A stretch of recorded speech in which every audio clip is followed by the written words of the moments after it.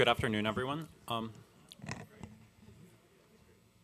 we'll start now on our final session, so we're on the final stretch. And there is plenty of coffee being refilled, I believe, so if anyone needs that, you can do that. The first two sessions this morning I thought went really well and opened up some questions and conversations that were both very localized and dealt with questions of, say, architectural form, as or contra infrastructure. And the second panel opened up some really fascinating discussion regarding the question, I guess, of the state or ownership and some of the broader questions regarding streets as roads. For the final session, we're going to return to more localized questions, which entitled "The Street as Space of Social Protest and Control." Our first speaker is Cesare Birignani. He is currently a postdoctoral fellow at Harvard's Humanities Center. He received his PhD in architectural history and theory from Columbia University in 2012 with a dissertation on the planning of early modern Paris. His main research concerns Parisian police practices to control, discipline, and manage the city.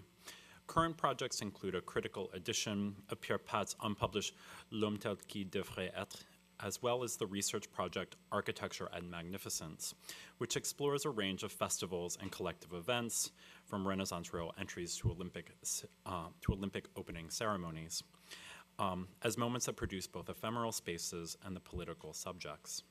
His talk today is entitled "The Trouble with the Street."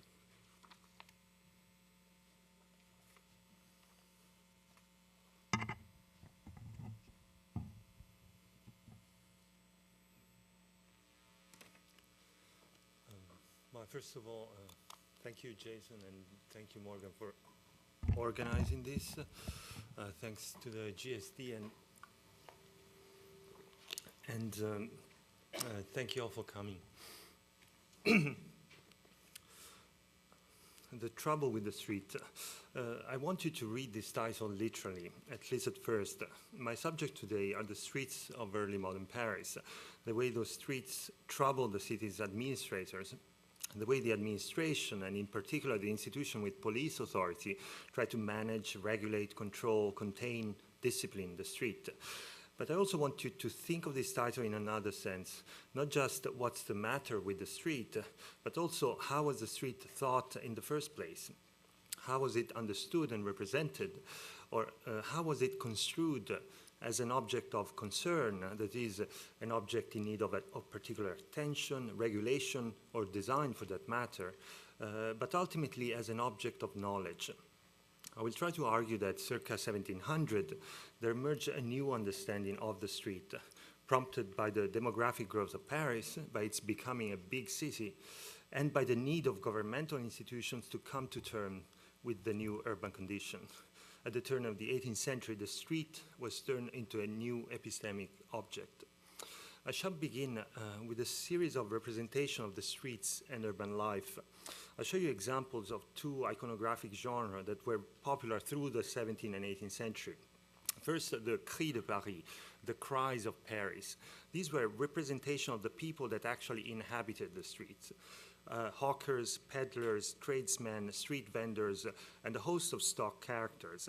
These are two pictures by Abraham Boss, the vinegar merchant and the rat catcher.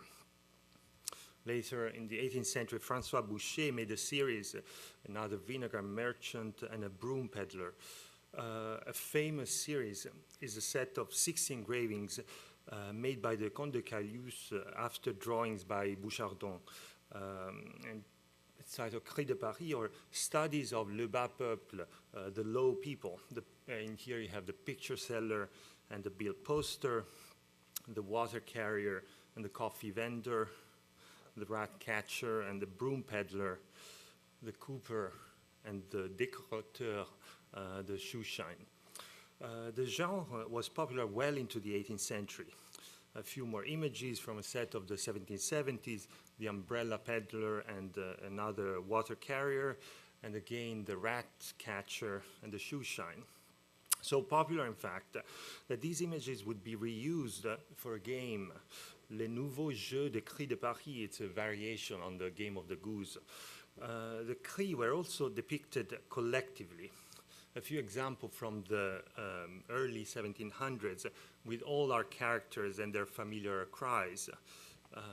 And another version of the same Les Véritables Cris de Paris. The second theme, the embarras de Paris, was also a popular trope in the representation of street life. The theme of the embarras, of the city's congestion, was initially a literary genre, with poems and various kinds of satirical texts portraying Parisian street life and marveling at the exciting but also frightening spectacle of the city's disorder, the traffic jams, the surfeit of activity, the surplus of people, the chaos, and especially the noise. Indeed, musicians compose pieces inspired by the city's soundscape. This is an example of 1700, probably the first example. It appears in a manual for woodwind instruments. And another example, I have even, let's see if the recording starts. This is a piece by Pierre Gauthier, and it was recorded a few years ago. And it's difficult for us to hear in it the sonic rhythms of the city, but here it is. This is the sound of the Embarras de Paris. I've asked a friend, a musicologist, to explain this to me, and he pointed out a few features. The polyphony of the piece, that is the fact that there are multiple voices, and a certain relentlessness of the piece. It's constantly moving forward, and the fact that the technical term is that it modulates, that is, it changes tonality fast and often, as if in the street. People, in fact, were at once repulsed and fascinated by the embarras. Printmakers, often the very same that produce the écrit, made prints in which the street is an exceedingly crowded, chaotic space with people pressing on each other, screaming at each other, fighting, a space populated by a multitude of bodies, bourgeois, laborers, thieves, promiscuous, convulsed, violent space. A picture of the Pont Neuf with some advice for those not used to the city's congestion. The caption reads, when you walk in Paris, keep your eyes and ears open so as not to be hurt, culbuté, kicked, or injured. For if you don't pay attention amid the hullabaloo, watch it down there, move it, either from above or from below, you'll be crushed. Well, of course, these iconographies cannot be read as truthful representation of street life, yet they offer important insight into the way the street of the big city began to be imagined. The embarras troubled the early modern administration. In many ways, the embarras, the bustle, the embouteillage, the congestion of the street posed a threat to the administration, which increasingly saw the street and the city as a whole as a potentially explosive cauldron. The administration of Louis XIV began to devise strategies to cope with such unruly city. The most critical move was the creation in 1667 of the Lieutenance de Police. It's a reform that changed the way Paris was to be managed and built for more than a century. The police developed a series of administrative and judicial practices for the control of the street. It essentially established an ever more comprehensive regulatory regime for the discipline of society and the management of urban risk in the attempt to ward off a wide spectrum of urban hazards: food shortages, bread riots, urban violence, traffic jams, urban fires, or the dangers of polluted air and waters, or moral dangers of all sorts, I think vagabonds or prostitutes. The street became a problem of police, perhaps the foremost problem of police.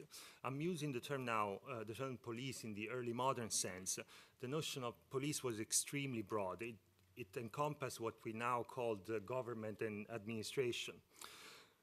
So the police developed a wide range of practices of control, many of them with the specific goal of coping with the embarras. Measures to prevent Parisians from embarrassing the street, that is, from obstructing the street and impeding an orderly flow.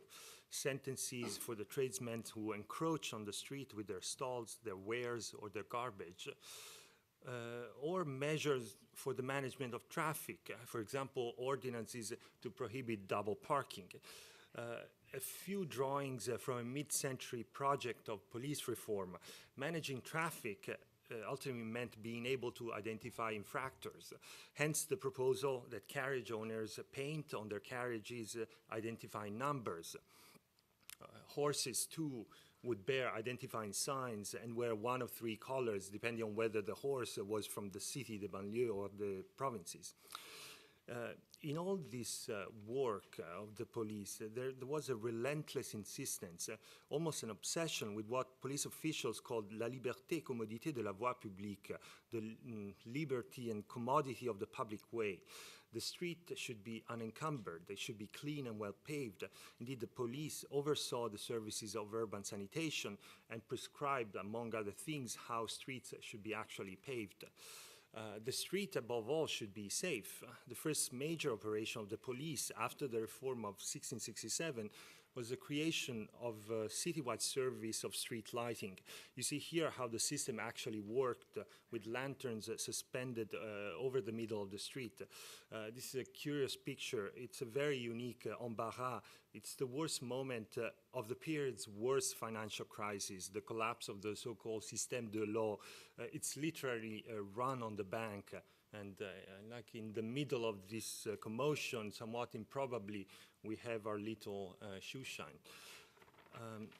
The institution with police authority, so the lieutenants de police, but also the Bureau des Finances and the municipality, intervened also in the actual design of the street. The so-called voirie, that is the management of buildings and street, what today we would call urbanism, was an important branch of the police. The basic goal was to regularize street layouts, to straighten up the city's still largely medieval streets. Regularity was the goal. All things out of true, be they crooked streets or building overhangs, were suspect and potentially noxious. The goal was to remake the dark and tortuous space of the city into a well-ordered and well-lit environment, to overcome the Gothic intricacy of the city. Street alignment was the keystone of the police de la voirie.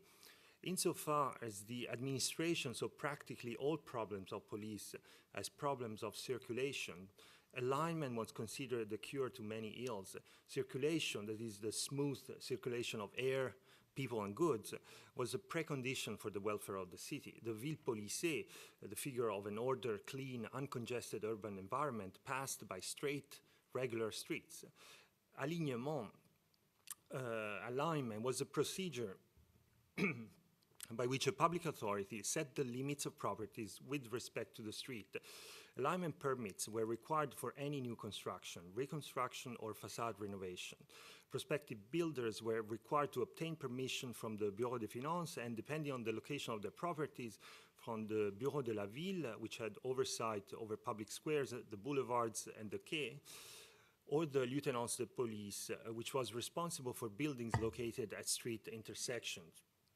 Alignment plans were made only when a new streets, alignment plans such as these, so where there's sort of several streets are involved, were made only when a new street was created, and this was a relatively rare event. It's an example of 1719, the opening of the Rue de Bourgogne in the Faubourg Saint-Germain. Despite repeated calls for the making of a plan général, a master plan to dictate the alignment of the entire city, the alignment of Parisian streets remained a piecemeal affair, building by building, house by house. The procedure of alignment was relatively simple. It literally consisted in the stretching of a string along the building's facade. This is a permit issued by the Bureau des Finances in 1701. It's essentially the procès-verbal, the record of that operation of stretching. And here, a later example issued by the police, by the lieutenants de police, for a corner alignment, the alignement d'encoignure. And the police, what's interesting is that the police usually gave the permit for the corner alignment on condition that the owner build what was called un pan coupé, that is, that the owner cut the building's corner. A few of these, I hope there you can still see some of these chamfered corners. This is on the left bank, and another one. Can you see it? in the Marais, this one. It's a tiny design detail, but very telling of how critical was for the police this business of easing circulation so as to prevent blockages and embarras. In the eyes of the police, the embarras was not just a minor disturbance in urban movement, a glitch merely slowing down the city's rhythms. It was, at least potentially, the sign of other, much more threatening sorts of disturbances. The embarras haunted the police. It was for them an aberration, a pathology, a paroxysm of the city. The embarras signaled the disruption of social order. It threatened the foremost goal of all governmental effort, that of creating and maintaining une ville policée, a well-ordered city. Social order and control of the control of traffic appear to police administrators not just closely related to one another, but almost one and the same.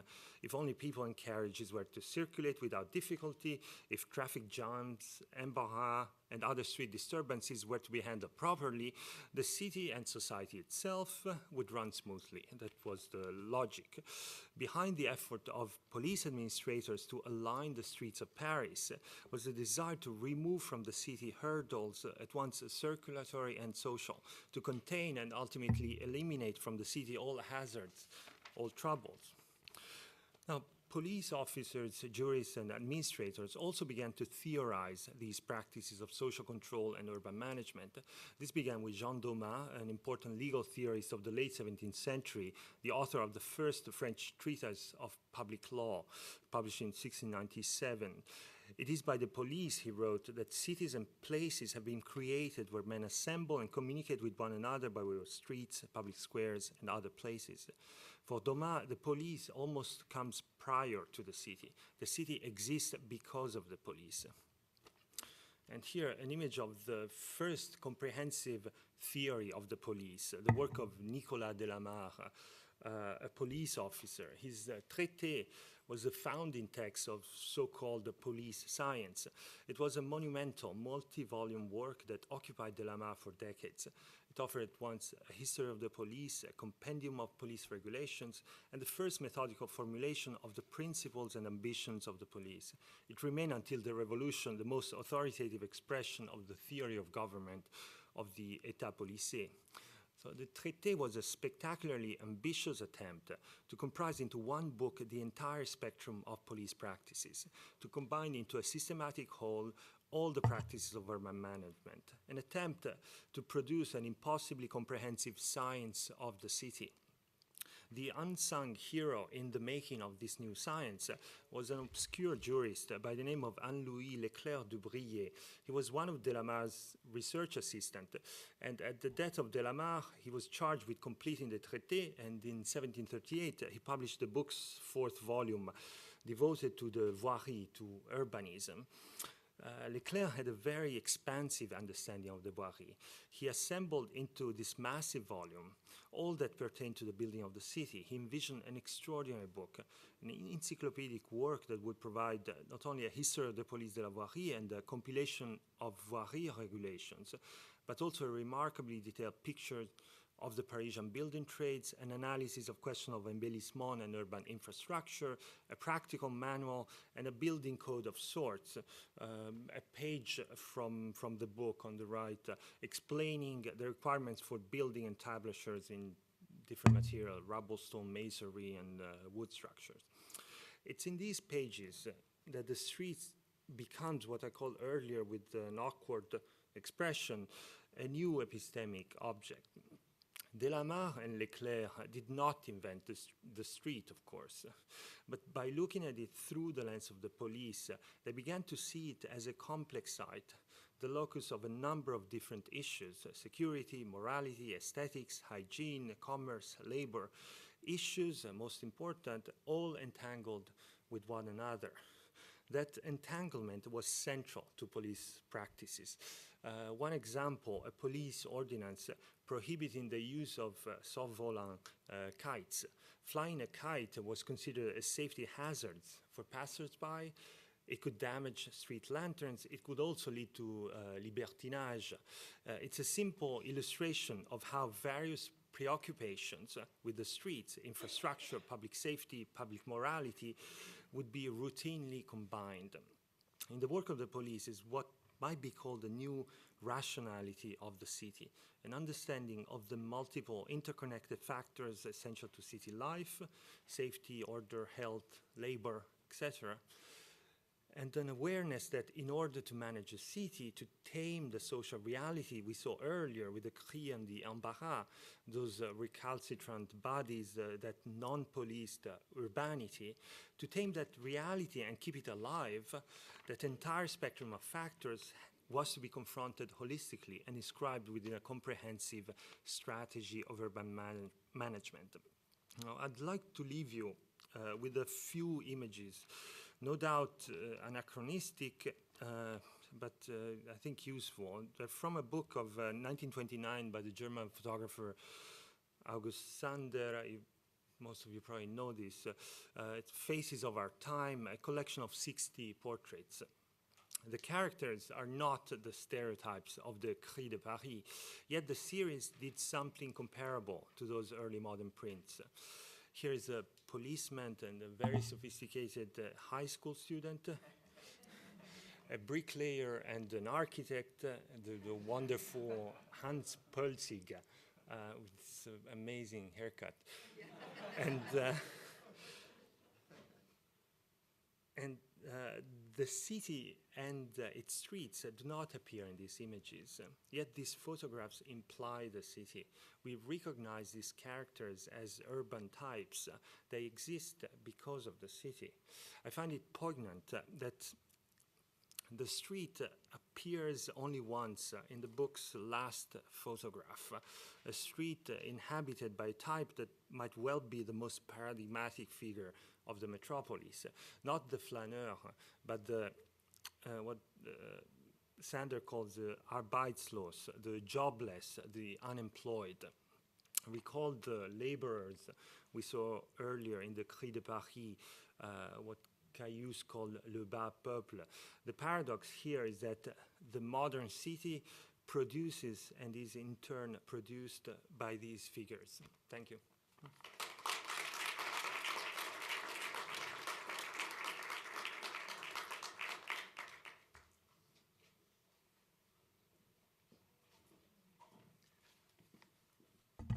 Thank you, Cesare, and for that little Baroque clip.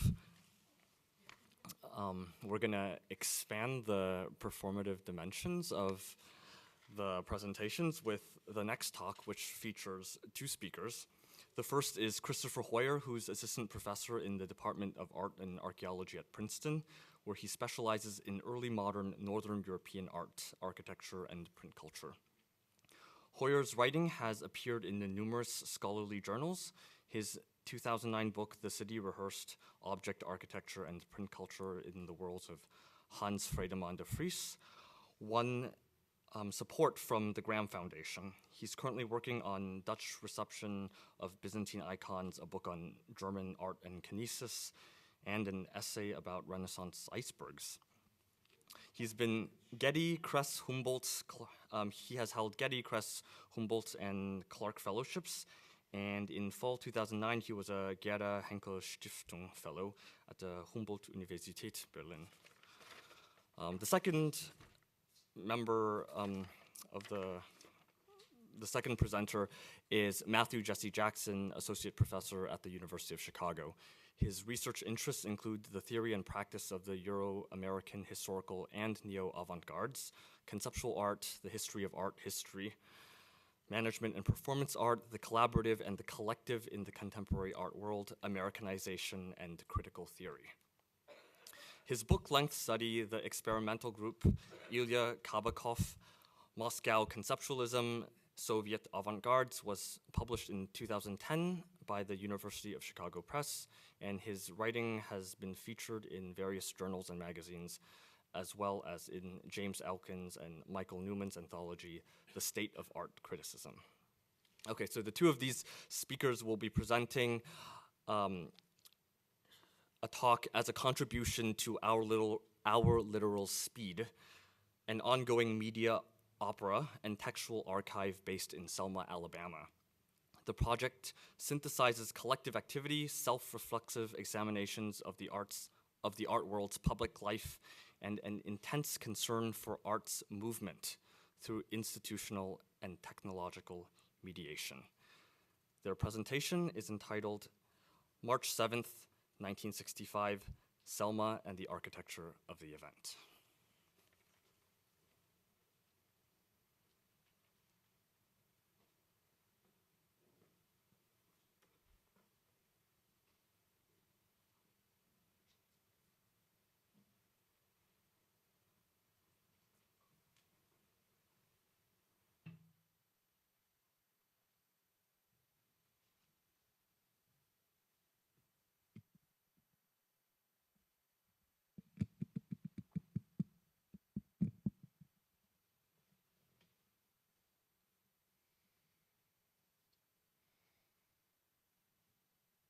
On the morning of Sunday, the 7th of March, 1965, around 600 men, women, and children began gathering in Selma, Alabama.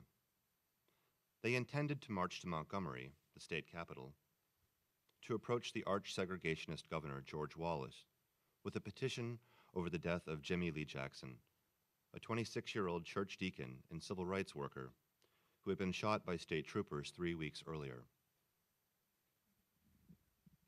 The marchers congregated at Brown Chapel AME Church, less than a mile from the Edmund Pettus Bridge.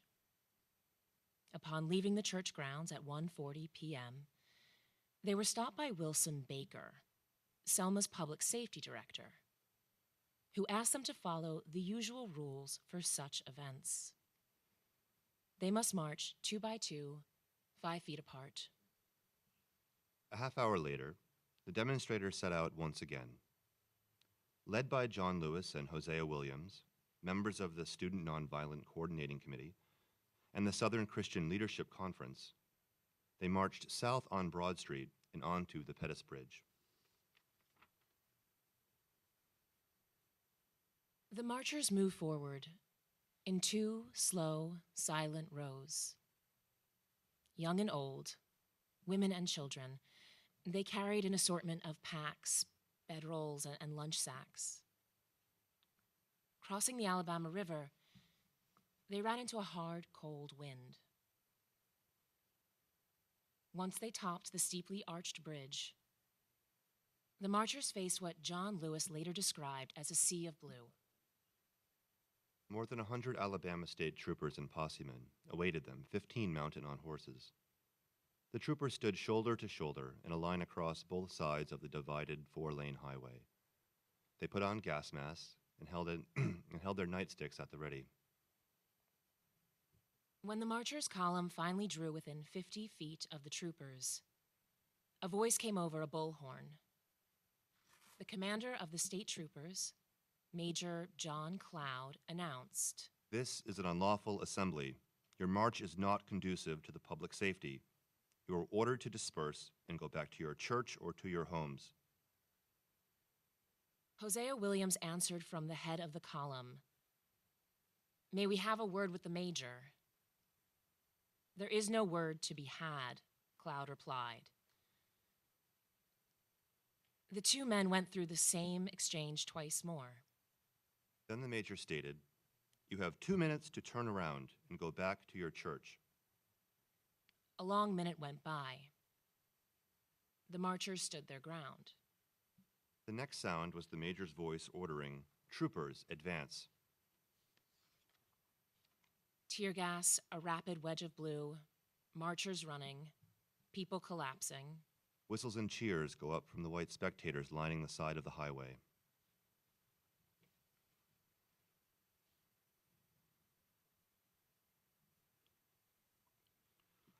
Most contemporary conceptions of public protest privilege the expressive, ludic, and theatrical, or in a related vein, the didactic and informational. Bloody Sunday in Selma was different. There were no signs, no collective chants, not even an effort to occupy the already empty bridge. In an important way, the march aimed to bring about more injustice rather than to protest already existing injustice. The marchers wanted to do something rather than to be seen doing something. Fusing the ancient forms of the pilgrimage and the military march, the bridge crossing, a brave and inspiring political act, also assumed a distinctive form, an event architecture of its own. Yet this architecture, while akin to what Bernard Tschumi calls a program, was not meant as a dislocation or defamiliarization, but as an action very much in, and in Selma's case, against, everyday life. In fact, the whole situation around the march is so artful that it seems inevitable that someday the march is going to be understood as art. In fact, the American Civil Rights Movement, when everything is said and done, may have produced the greatest work of modern art. Wait, hold on. What do you mean? I mean, the way any statue from 10,000 BC seen today now looks like it's art. It doesn't matter if some king beheaded 6,000 people at the base of that statue. Today it's going to be meaningful primarily as art, not as an executioner's block. Form outlives content. Exactly. Some cheap jug of wine from Delphi is sitting in the Louvre today. Same thing with Selma. I mean, I'm talking 200, 300 years from now. That march will be understood as this amazing example of collective altruism unleashed in the public sphere. And like all modernists, the marchers got the basic paradox down. If you're a modernist, if you're like Picasso or some Dada poet, you know, Hugo Ball or whatever, then you know you have to lose if you want to win. Want to save painting? Make your painting incomprehensible. Want to save poetry? Make poetry a mutant jumble of sounds. And if you're living in Selma and you're Black, want to save your life? Make your life unlivable.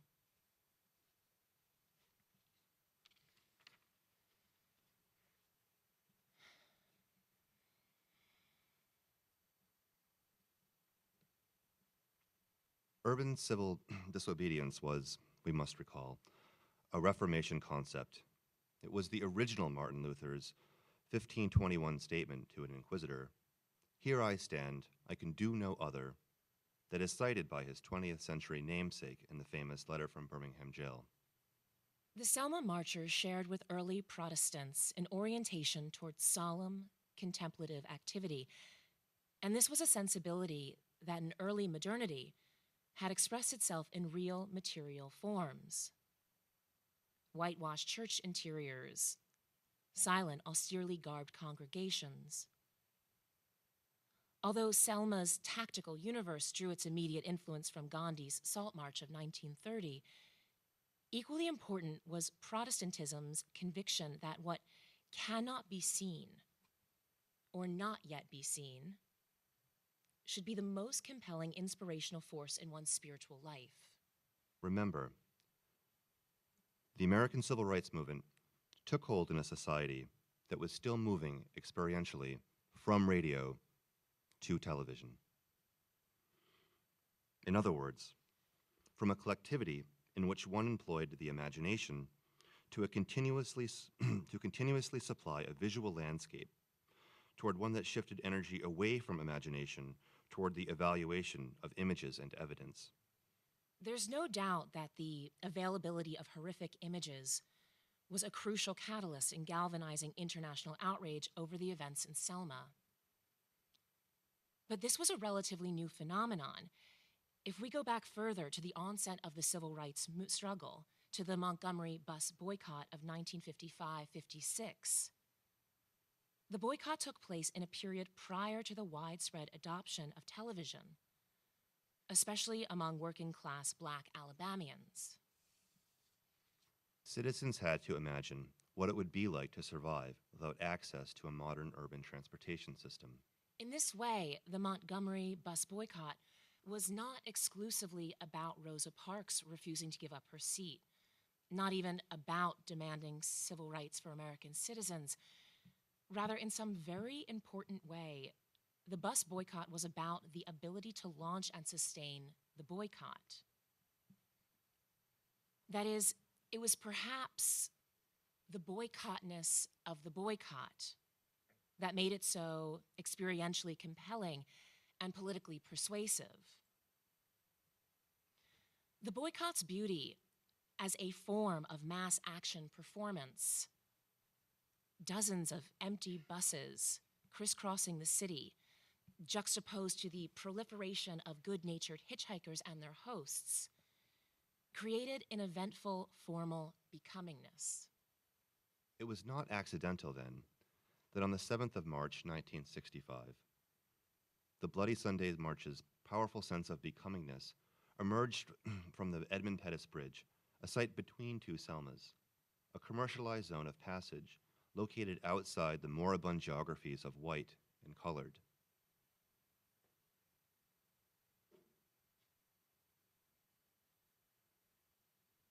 Within modernism, art historian T.J. Clark writes, "In excess of order typically interacts with an excess of contingency." This is the crux of modernism.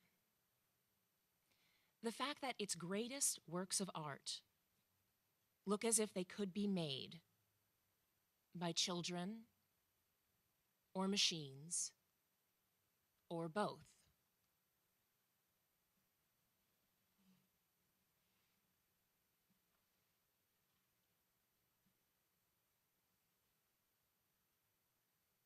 At the Edmund Pettus Bridge at the edge of town. It'll be detrimental to your safety to continue this march, and I'm saying that this is an unlawful assembly.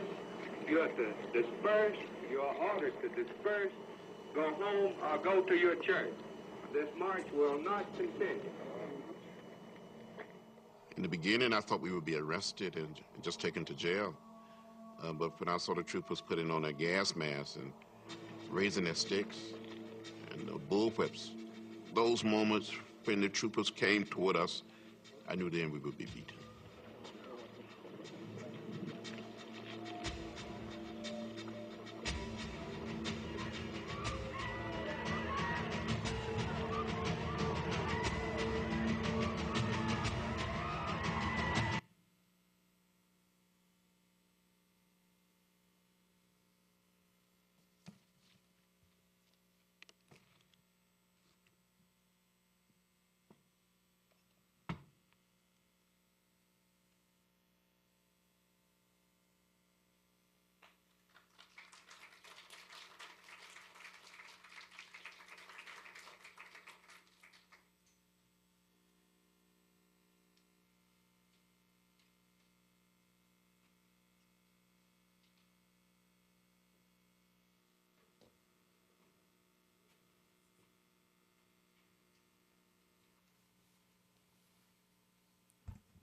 Thank you very much. It's my pleasure to introduce our next speaker, Mariana Mogilevich, who received her PhD in architectural history from here, the Harvard GSD, in 2012, and is currently on the faculty of the Metropolitan Studies program at New York University. Her research focuses on the history and theory of the American built environment, with a particular interest in the design of the public realm in the post-war United States. Mogilevich is currently at work on a book investigating spatial politics in New York City during the mayoral administration of John Lindsay. The project examines the critical role played by both psychological discourses and political processes in the design of public space and the development of the concept as the concepts that we currently understand them. Her writing has appeared in Praxis, On-Site, Film Quarterly, and the forthcoming edited volume, Use Matters, An Alternative History of Architecture and John Lindsay's New York. Her talk today is entitled Pedestrian Experiments. Thank you.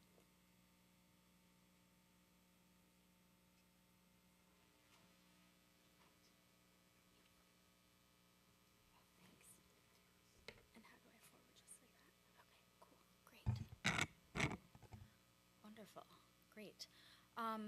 Thank you, Jason, and thank you, Morgan, for putting this great event together and for having me back here today. I'll get started on these experiments. Okay. So you're looking here at a small selection of letters to New York City Mayor John Lindsay, all of them unsolicited reactions to the closure of Fifth Avenue to traffic on Saturdays in the summer of 1970.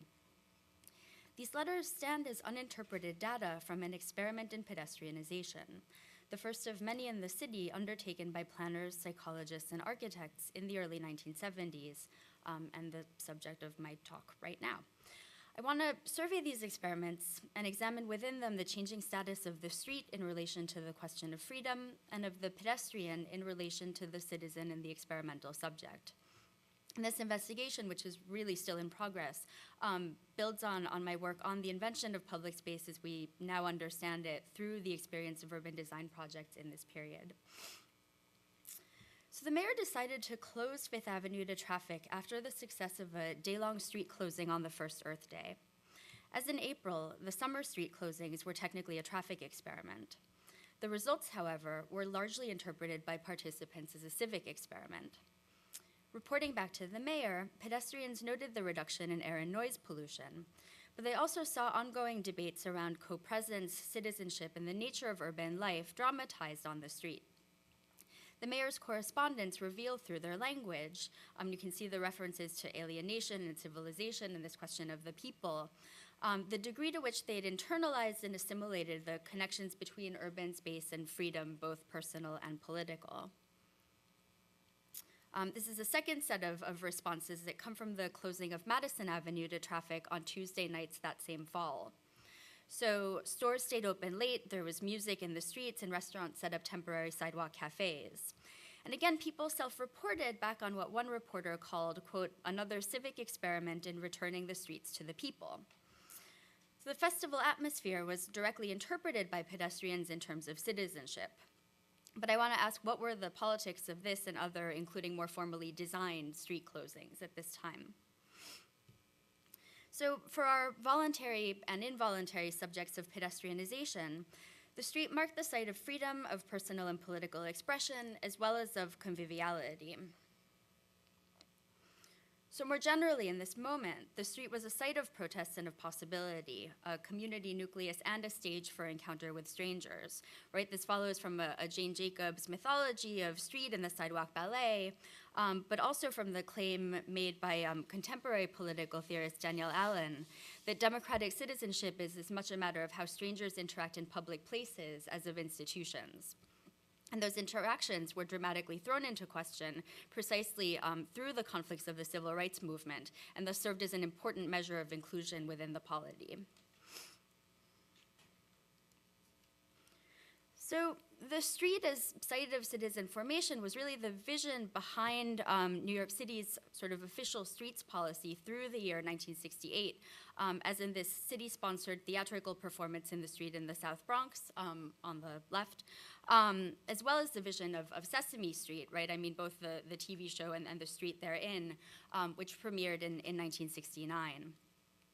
So created and filmed in New York, the show celebrated the traditional street as the heart of an urban neighborhood populated by people of different races and furry creatures of different shapes and colors. And the public space of the street was a gritty yet safe place where these strangers could talk to each other, individuals could express their personalities, and learning and mutual understanding would grow out of this exchange. And this model of urban development, so to speak, betrays the strong influence of the humanist psychology of the day, whose advocates joined the comprehension and change of the self to the comprehension and change of society. So designed to promote an agenda of tolerance, cooperation, and early education for inner city children, Sesame Street was itself a pedestrian pedagogical experiment. This was only one vision and experimental design for the street, which was also the scene of a conflict between civilization and barbarism. Riots are the flip side of the political demonstration, and crowd control was one of the important goals for projects like the street theater in the previous slide. And the dark side, of course, of happy interaction and mutual growth and heterogeneous company was the fear of crime and disorder, a profound distrust of strangers. So increasingly, the street was perceived as a site of danger, bereft of the rule of law. And these are stills on the top from the opening sequence of a film that was made to promote the new master plan for New York City in 1969 that was never released. And so in the opening sequence, it intercuts helicopter views of Manhattan with scenes of people literally beating each other up on city streets in more than one conflict. Below, in this scene from a film that the psychologist Stanley Milgram made in 1972 called The City and the Self, the street is where people fail to help bystanders in need, and you can sort of see from the bottom stills they're callously tossing their trash into the public way instead of into the garbage can. I introduced Milgram because at this time psychologists had their eyes on the street in a very Jane Jacobs sense. And the tension between order and freedom in the city street helps us understand what under Stanley Milgram, who we know for his infamous experiments in obedience to authority, was doing subsequently studying pedestrian behavior in Midtown Manhattan. So Milgram's obedience experiments have been described as a culmination of the attempt by American experimental psychologists to direct human behavior by shaping environments in the lab, marking a critical moment where their attempt to recreate the world escaped the confines of the lab and spilled out into the real world. In a very real sense, the real world subsequently became Milgram's laboratory. So in 1967, Milgram left Harvard, where he'd failed to get tenure, and took a position at the City University of New York, where his new office windows look down on 42nd Street. And this biographical detail may explain why he represented the city so caustically in his film. I think he really missed Cambridge. But he really did. But Milgram actually had started his urban research at Harvard, where he had students measure and compare urban atmospheres of different cities, and had them test social attitudes spatially by tracking whether people picked up and mailed lost letters that researchers would plant on the sidewalk. So it was actually a burgeoning interest in the psychology of urban life that had led Milgram to take a position in New York City, where he could attempt to embed, and I quote, objective experimental measures in the daily flux of city life. And indeed, he wrote in CUNY's course catalog that the city of New York is conceived as a major laboratory for research and training graduate students in social psychology. These graduate students did things like have experimenters intentionally collide with pedestrians while someone filmed the interaction out of a 12th-story window. And the researchers then watched how the pedestrian subjects regulated their behavior and negotiated rights of way, and then they classified the different kinds of behavior that they saw. Two of Milgram's students also served directly as consultants to New York City's Departments of Environmental Protection and Economic Development, actually analyzing the results of the closing experiments on Fifth Avenue in the summer of 1970.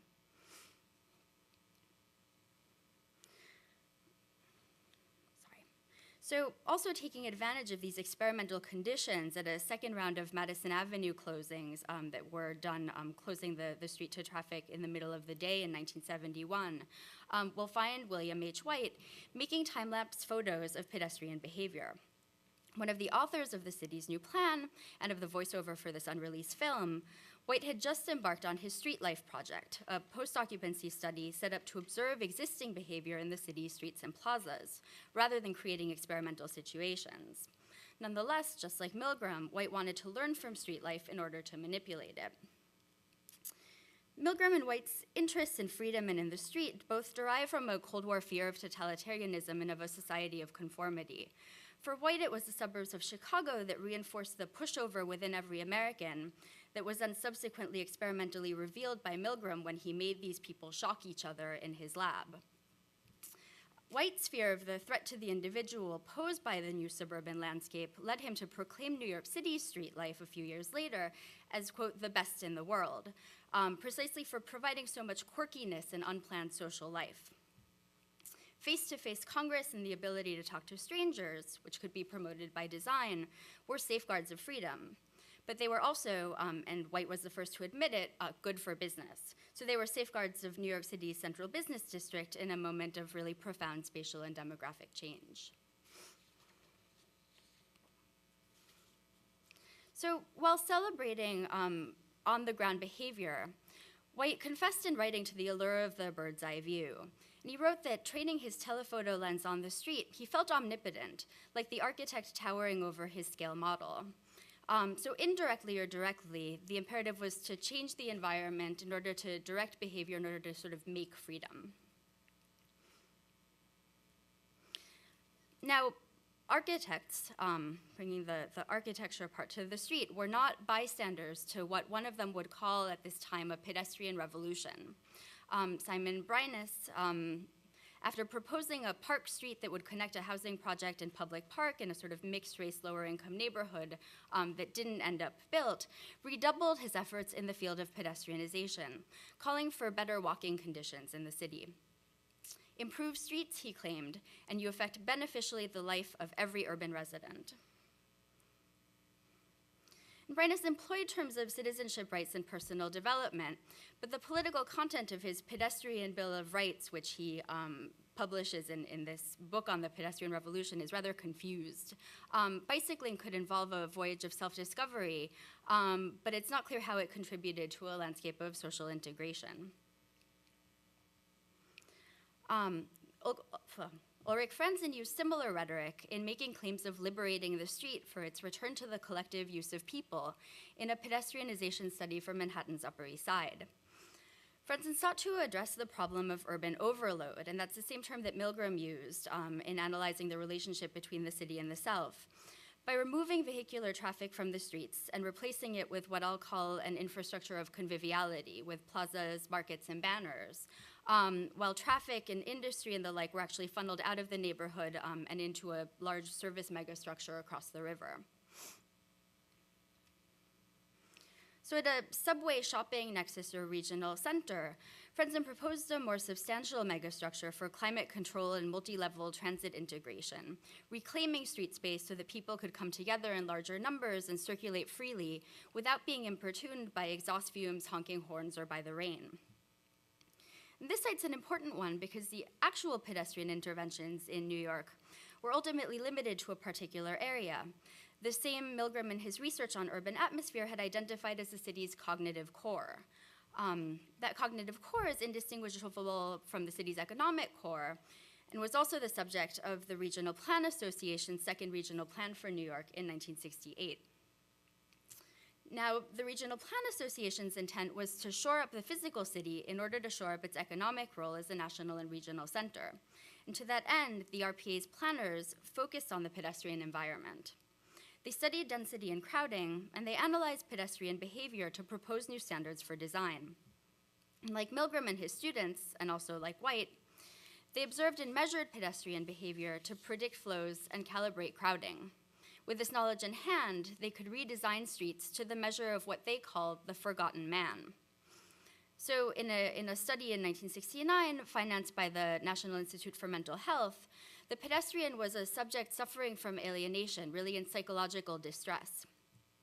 And the urban design proposals that come out of this study sought to relieve the pedestrian's suffering by integrating his person, transit, and infrastructure functions in a three-dimensional mega building, which is diagrammed here in their access tree for train to office planning.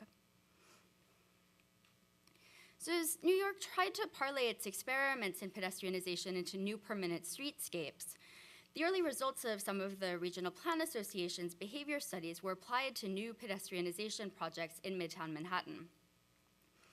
The city had initially cited its pedestrian experiments in Midtown specifically because voters didn't live there. But more permanent projects continued to focus on that area to attract tourists and office worker commuters, as well as the executives who determined where to build the office towers where those workers would be employed. So this forgotten man that the RPA's urban designers had been designing for, they elaborated, meant workers, shoppers, theater goers, and holiday makers, so subjects not necessarily politically connected to the city. And in that process, pedestrian freedom was reconfigured almost exclusively as freedom from car traffic. So the city hired Van Ginkel and Associates, former members of Team 10 based in Montreal, to conduct a study called Movement in Midtown, conceiving a pedestrian network for the city center within a plan for commercial real estate development. And the Van Ginkels wrote as well in this plan about psychological devastation in Midtown, a lack of identity, the inhumanity of the built environment. But we can sort of ask how that's addressed in this design proposal, and this is a sort of sketch for one of the various thoroughfares from which traffic would largely be eliminated and replaced with these minibuses. The Van Ginkels also produced sketches for a permanent Madison Mall, a project of Jack Robertson's that's basically a sidewalk widening project based on Nicollet Mall, and that after a prolonged political and legal struggle was actually shot down by New York City's taxi drivers. Both designs are oddly one-dimensional. I wish I could talk about them more at length, but there's not much time, and they're also profoundly formally uninteresting. So if someone has more to sort of draw from them, I'll be very grateful. But I think it's really the idea and the symbolism that matters in both of these proposals and not the form. So more ambitious visions would be in 3 dimensions. And out of the Regional Plan Association and White's research came new city zoning incentives that ultimately resulted in buildings. And the idea of street freedom in a pedestrian core was either belatedly or kind of premonitorily realized at the 2 sites that I want to finish with. So Ulrich Frenzen's designs for an urban campus at Hunter College from 1972 focus on a network of streets for a commuter school. With pedestrian congestion the central concern, Frenzen's design emphasizes an architecture of movement, centered on a skywalk main street at the 3rd level, and integrating the subway street and the school through 2 new connecting plazas that were meant to serve as a sort of planning prototype for the city. We can see a clearer distillation of that architecture of freedom of movement in Frenzen's teacher Hugh Stubbins' City Corp Center, a massive project built on a site in Midtown Manhattan that had been singled out by the Regional Plan Association study for coordinated development, that was quietly assembled by the bank right as the Madison Mall was being shot down in the public sphere. So the main contribution to the story of the City Corp building isn't the sloped addition to the skyline or the cautionary tale of its engineering woes, but its integration of subway, street, and building in a multi-level section straight out of the RPA's tree guidelines. City Corp embellished a crucial tourist and business streetscape, and as the only building under construction in 1974-1975, when the city was tanking, was an important economic symbol. The plaza and atrium, with their widened sidewalk, sunken open subway entrance, and in its heyday in the 1980s, a really popular Scandinavian takeout establishment in the city's first Conran shop, is a great example of what out of this pedestrianization process came to pass as public space, or the privately owned public spaces whose critique has been an active industry ever since. What's not accounted for in this section is that underground, things were pretty dire. So the subway, really the city's underground main street and principal heterogeneous thoroughfare, went down the tubes, and citizens didn't have much say in what happened in their environment from there on in. So while the experimental subjects of 5th and Madison Avenues experienced citizenship and people power on the street, they were unaware that the pedestrian future was not necessarily designed with all of them in mind. They were witnessing a process, pedestrianization, alongside decentralization and what would happen to the city's economic and political organization, which we can call neoliberalization for lack of time to parse words, in which freedom and democratization wouldn't exactly coincide. So what do we take away from this rather tortured and unresolved tale of these pedestrian experiments? Well, we can see how architecture harnessed the revolutionary possibility of the streets in order to shut it down. Or we can see how psychology helped boosters repurpose city streets to assure a safe passage to a post-industrial economy and its concomitant urbanism. But I want to sort of finish up just entertaining 2 more provisional arguments.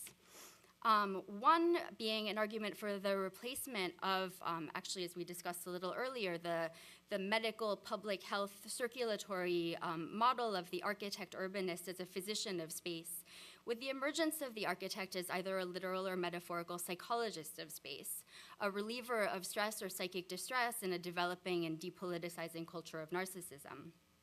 Second, is that the space and architecture of the street were and remain overloaded not with people and with stimuli, so much as with meaning and aspirations. The street was a crucial site of collision for definitions of freedom and belonging in a diverse city, A site of inclusion and integration for both society and the Self also served as a vehicle for transition from economic and political uncertainty to a new social and political order.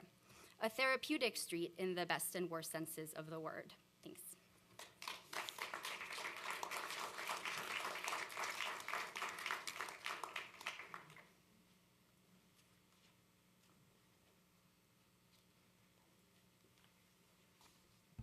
Thank you, Mariana. So we're going to move on to our third panel discussion. Just a quick note that immediately following the panel discussion with the last two presentations, we're going to have a kind of plenary discussion with all of the speakers. So if you've been holding in some question during the day, we'll have a lot of time to talk. So moderating this panel discussion is Neil Brenner, who is professor of urban theory at the GSD and coordinator of the newly founded Urban Theory Lab here. He holds a PhD in political science from the University of Chicago and MA in geography from UCLA. Major research foci include processes of urban and regional restructuring and uneven spatial development, the generalization of capitalist urbanization, and processes of state spatial restructuring with particular reference to the remaking of urban, metropolitan, and regional governance configurations under contemporary neoliberalizing capitalism. Brenner is the author of New State Spaces, Urban Governance and the Rescaling of Statehood, published by Oxford University Press in 2004. He's also written or co-edited many other works, including Cities for People, Not for Profits, Henri Lefebvre, State, Space, World, and The Global Cities Reader. So please welcome Neil and the presenters. Yeah, come back up. Come back up, because I'm going to be... You're going to do it from here? Where should I do it? You can take a seat, and the other speakers... The presenters, just come back up, because my remarks might be shorter than that introduction. So Yeah. we can very efficiently Okay. into a collective conversation. So come on up.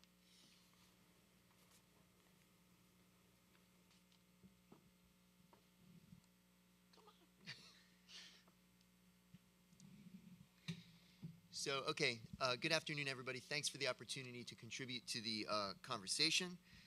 This is a challenging role to play because we obviously have three very diverse papers underway here. They share the fact that they all deal with streets, like all papers at this conference do, and there are a variety of general themes, politics, art, struggle, institutional strategies of rationalization and transformation. But we've got Paris in the 1700s, at the turn of the 18th century. We've got Selma in the mid-1960s, and we've got New York City kind of mid-1960s to mid-1970s. So quite diverse contexts. So I'm not going to even attempt to create some meta-narrative of saying, there are common threads. There are, but I think we have to collectively talk through it. And I think that we really just need to open up to a broader conversation, and I'm just going to kind of start it off, basically, by posing a question or two to each paper, to each panelists. And if they want to respond immediately, they may, or if you would like to just take notes of a thing, and then we'll just open it up and we'll collect a few questions and give the panel a chance to respond. I prefer to do this in a somewhat more informal way. So I'll just kind of start it off here. So first of all, for Cesare, I really enjoyed your paper, and I just have sort of a kind of theoretical question. Beneath the surface of your analysis is presumably a kind of dialogue with a variety of different theoretical traditions. And the big question that I have, I mean, it's a fascinating outline of a variety of kind of rationalizations of urban space during an important period of French history. And I'm just wondering if you could share with us more, how do you explain, or do you try to explain the shift? What kinds of theoretical tools would you use to explain it? And I'm assuming you have kind of a Foucauldian or neo-Foucauldian approach, just given the emphasis on rationalization strategies. Do you connect that with any kind of political economy of urban restructuring in Paris? Do you connect that at all with any, I was thinking of kind of James Scott's interest in state simplifications and the mobilization of particular calculative strategies by the state in order to control in order to represent what it's trying to control in a maximally legible way. So there are obviously a variety of different theoretical tools one could analyze, and you were quite minimalist and close to the material, which I respect and appreciate as a strategy of analysis. But just wondering if we can draw you out a little bit more, because I assume you've got some theoretical commitments there, and it'd be very interesting to discuss them. So for Christopher and Matthew, very provocative presentation, and I'm very provoked by it, and at the same time, I think hopefully productively puzzled. And I just want to register that part of, I don't know how others experienced the presentation, and I was just trying to figure out why I was puzzled by it, and that could have been part of your intention. But part of my puzzlement had to do with the mode of presentation itself, which obviously is something that the two of you reflexively planned to provoke us, I assume. In other words, the paper is in part a reflection about art and politics and form and content. And at the same time, the mode of presentation, at least as I experienced it, and this may or may not have been your intention, I'm just reporting back, like here's how I experienced it. It was a quite almost aestheticized mode of presentation. It was quite performative, very rigorous, and I enjoyed it.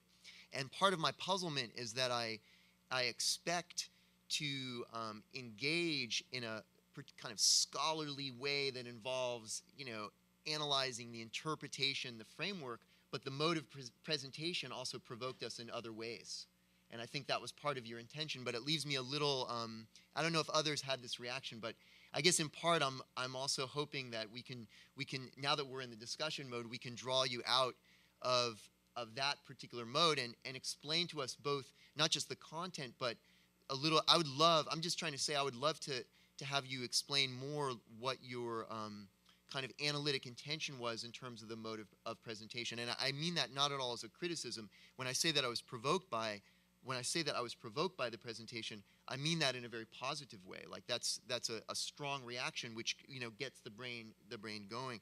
In terms of the specific content, I can't tell whether you're asking us to actually aestheticize the civil disobedience that you were discussing, or whether you're trying to politicize it in a different kind of way. So I have a lot of questions about that, and I'm sure others do as well, but I put those comments forward also just as hopefully as a way to draw you out.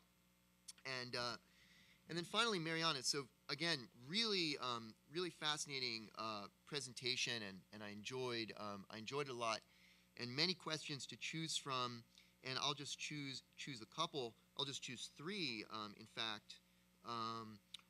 One is that I couldn't tell whether you were actually, at times you seem to be saying there's a big disjuncture between the kind of design schema that are developed around pedestrianization during this time and the reality of what existed in New York City. And towards the end of the presentation, it seemed as if you were contrasting certain implemented models of pedestrianization design and a gloomier reality. So in other words, is there a disjuncture between pedestrianization and other public spaces that are less empowering or progressive, or is the disjuncture between visions of what streets could be and the reality of what streets could be? So that was a question. And the other, two other quick questions. One, it's kind of connected to the first. I'm wondering if we can draw you out more about your interest in the street.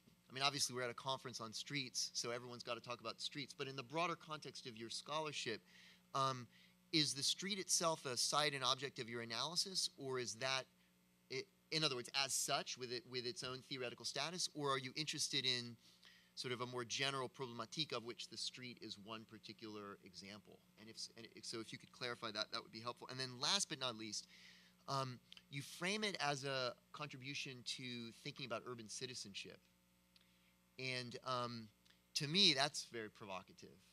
And I won't touch the even though that might have been a kind of, well, I won't go into the question of neoliberalization, because the bulk of your presentation is on a period that I think we would all agree is prior to that moment.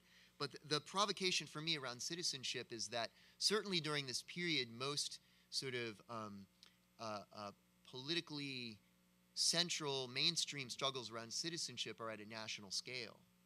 So these days, in the context of a lot of debates about the global and the local and Europeanization, globalization, whatever, we've started to talk more about the local as Saskia Sassen's work, the work of others. Of course, James Holston, the local is a scale of citizenship claims. But that itself tends to be periodized in the kind of post-1970s, 1980s moment. So for you to frame your analysis of the street around a citizenship contestation and struggle in this kind of Fordist Keynesian, some of us might argue nation-state-centric moment of capitalist development and state formation is very provocative, again, in a productive way, but I would love, if we have time, if you're interested, to hear more about that particular theoretical choice. So I would propose, even though I actually have given the panelists perhaps more than I initially promised, but I feel that maybe we can, I don't know if other people have comments connected to this, but even if you don't, I would propose, let's open it up, and if I may, collect a few. You folks continue to take notes, and then we'll turn it over to them and let them pick and choose. Instead of forcing them to respond to what I happen to say, let's hear from you, and we'll do a few rounds like that. Is that reasonable? Good, I'm getting the thumbs up. So the floor is open. Let's collect a few comments, questions from the floor, and before we turn it over to the panel. Do people need mics? Is there a mic? We got 'em. Yes, perfect. So, who wants to go first? Don't be shy. Yes, thank you very much.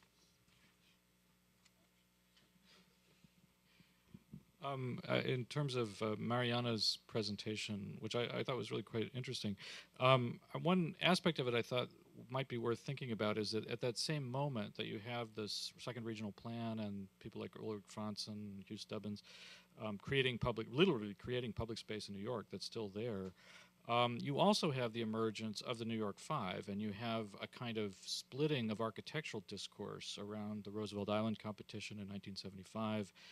And so I'm wondering if you have thought about that at all, and how the sort of changing social dynamics, which you kind of alluded to as neoliberalism emerging around that time, how that might relate to that split in the architectural discourse. It seems to me like an important moment of transition. Thank you. Let's take a couple more. Up in the balcony, don't be shy up there. We see you up there, so you can raise your hand and we'll toss the mic up there. Yes, please. Thank you.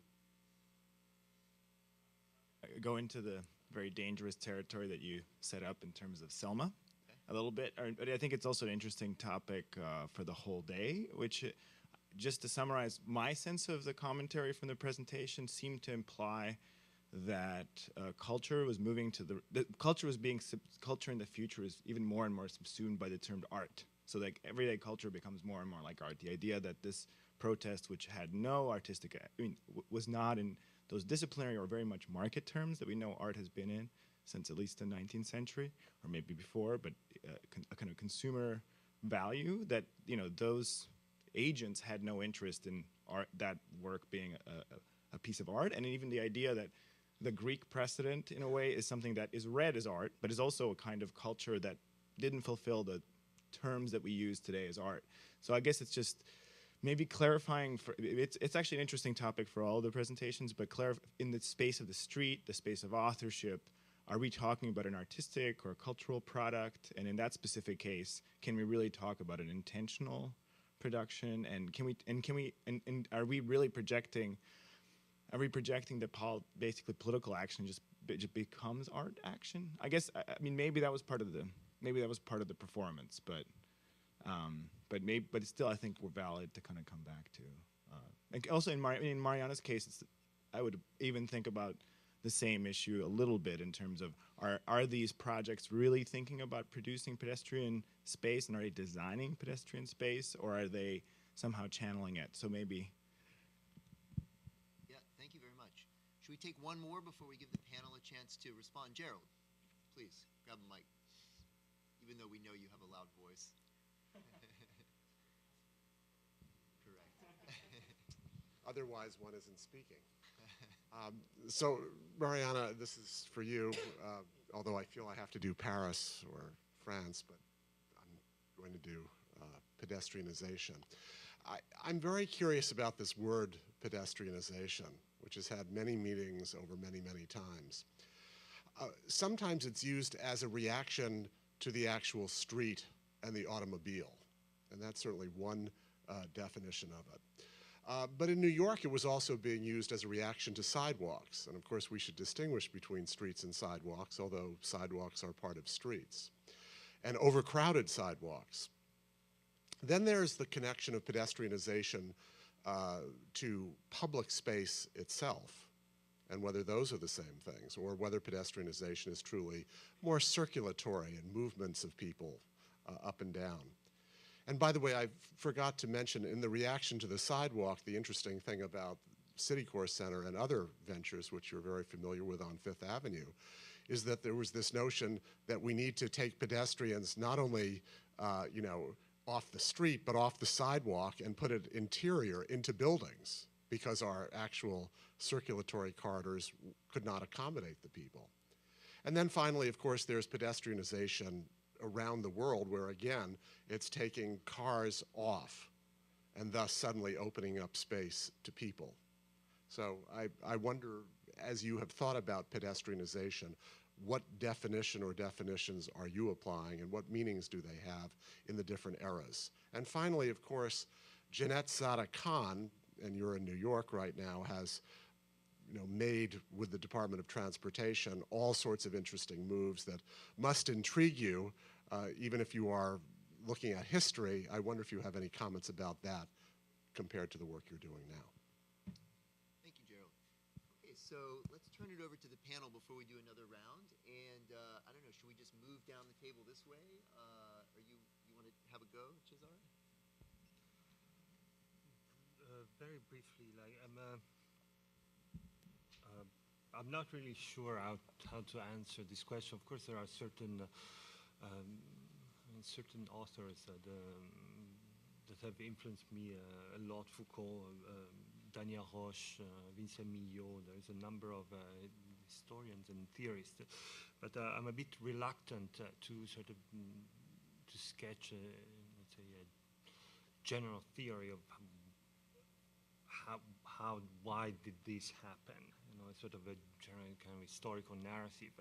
Mostly because I'm reluctant because, especially on this history of the police, there exists already several overarching narratives that I'm trying to resist to some extent since the 19th century. For example, the very creation of the police.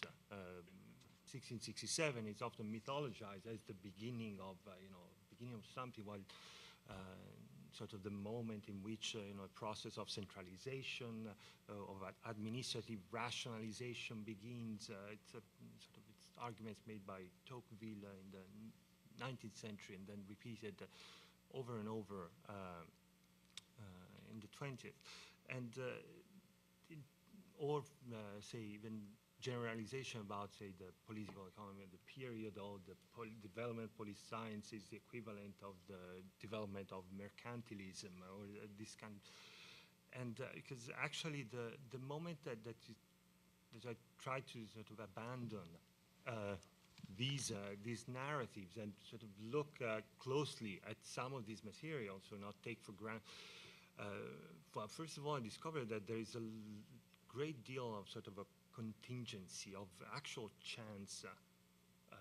For example, about 1667, the events that triggered actually that creation were it was a kind of interesting political calculation made by Colbert, because within a few months in 1665 and then 66, the two chief sort of officers at the Châtelet, a law court in Paris, died. So one was poisoned by his daughter, and one was killed in his own house. So all of a sudden you have, imagine, I don't know, the mayor and the chief of police die, and Colbert and Louis XIV see an opportunity, basically, to reclaim control of an important institution within the city. So it's hard to the moment that you actually open up things and you see that level of contingency sort of in political developments, it's hard to sort of read that backward as a kind of master in a master narrative. The other problem is sort of somewhat related to this is that there is a great deal of continuity when you look at the early, sort of this large early modern period. So, for example, many of these practices of police existed since centuries. So there is, at some point, of course, there begins a kind of a change of in the form of governance, but it's hard to actually pinpoint let's say from this moment on. What I can do, what I can pinpoint as a sort of a development is at the level of theory. I mean, these books, at some point, they start to actually write and theorize these sort of things. They become conscious. They become aware of certain problematics, or they try at least to systematize it. But I mean, perhaps I should stop here. I'm not sure if I understood, but I want to insist on some. At this point, this reluctance for me now to sort of take even Foucault, for that matter, which is by far the greatest influence on my work, is sort of difficult. So Okay. I've been trying to stay away from. Okay, we can have a long conversation about that, but I see that we're under a little time pressure, so I'm going to have to ask actually each of the remaining. No, it's not Cesare's fault. There's just much to discuss. Apparently, we only have 2 minutes left total. Is that correct?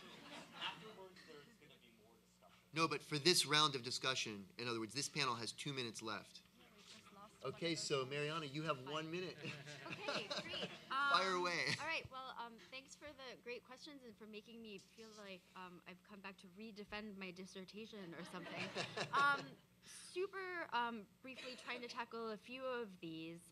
Maybe I'll sort of put things in context to say first, the street is not and was not a primary interest actually in this study, and for a long time, so I was looking at a moment of transition in the city in a lot of different ways, and in part specifically interested in architecture, the sort of modification and then abandonment of a certain social project in the city. The projects that I was mostly interested in, were bringing this sort of language and interest in development, empowerment, and expanding the kind of range and location of interventions in the city, even geographically. And originally, I didn't want to really deal with these street projects because they sort of mark a moment of retreat. Architecturally, formally, like I said, they seemed not exciting, and they seem to be doing exactly the opposite of what I was looking at happening, at least in the sort of first half of the Lindsay administration and some of the projects that I didn't talk about. And so it was something that I sort of wanted to pretend didn't happen because it messed up my argument, but realize, through looking into it and particularly realizing just how motivating a sort of force and through line for these studies, the sort of logics of psychology, both experimental, behavioral, and humanist were in thinking about sort of individual experience in this collective site, in rethinking divisions between sort of what is public and what is private, that made it clear that this was a really important site to sort of map some of these transitions. And I don't think I have time to address all of these questions about, precisely what this transition is and how it's taking place. So we'll table that for later.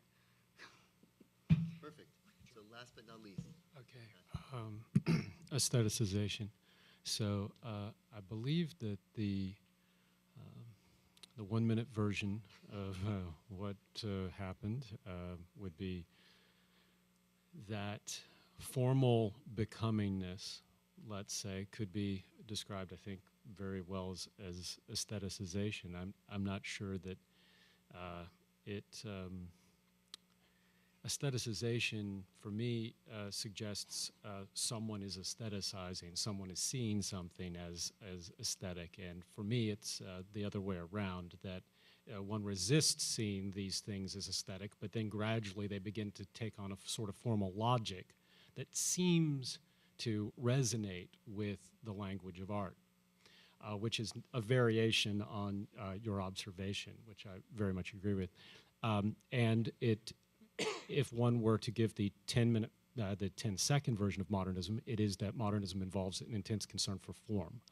So perhaps it would be possible to attend to the formal characteristics of many social activities of the 20th century, and we would realize that a kind of, I'll even go on board as saying vernacular modernism is at work, that modernism leaches out into the culture. And you can judge for yourself whether you think that the Selma March is an example of this. But and it is problematic what we are doing. Most things that most people do are problematic. So, no, thank you so much. That was also very effective and difficult thing to do to answer those questions in 1 minute, which both of you did. So thank you for that. So okay, we're supposed to stop. Nice. Good job. Thank you so much.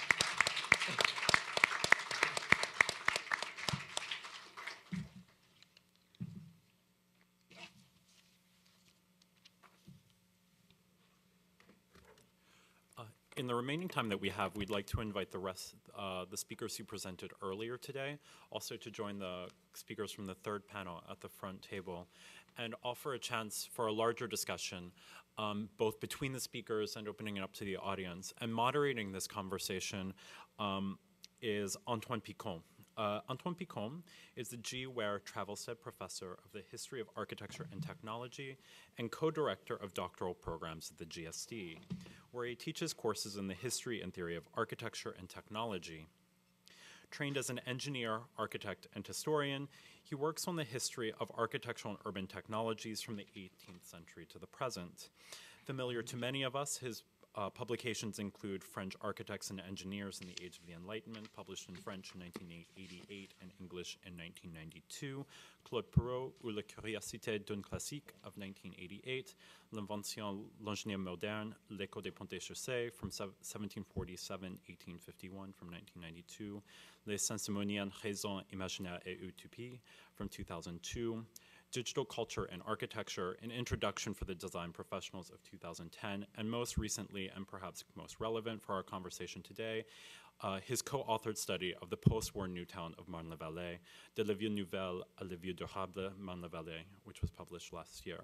Next month, he will release his newest book, Ornament, the Politics of Architecture and Subjectivity, and hope to have a great conversation. Thank you.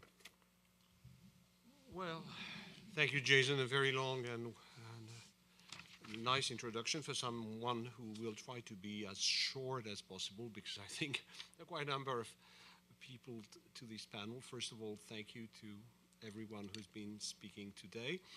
I was really struck by the structure you gave to the day, in which we began by space and the street also as a space and as an object, and when we moved to the street as a disposition, a network, a series of flows, in a way the street as an infrastructure, and then the question, of course, of politics. And probably the question I'd like to ask you all is, how do we reconnect today these three aspects? Because it seems to me that's probably one of the big questions we have. How can we, both in theoretical terms, but also practical terms, think together of the street as a space, as an infrastructure, as a political question. So how do we do that? What can design achieve? I was listening to Mariana. I was thinking design can achieve both nothing and a lot. But where are we today? Related to that, for me, is the question that was raised earlier by Easterling, which was about the digital. To what extent does the digital change the question of infrastructure? How do we have to rethink of the street today? You know, everywhere in the world, it's all about augmented reality. It's about, all these kind of new infrastructure. So what kind of impact? Does history enable us. We've heard a lot of historical studies, and what does it empower us to think some of these aspects? So I want, without taking much longer, to open it to the panel, whoever wants to make a comment on these questions, and then we'll turn to the floor, which is actually a slope. Okay. Yeah. Not everyone.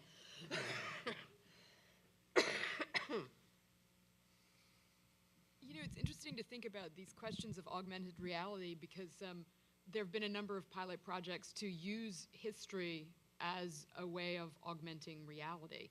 And it's a kind of, I mean, it's a very literal interpretation of what you're proposing, but it's been this attempt to almost mobilize the historical record.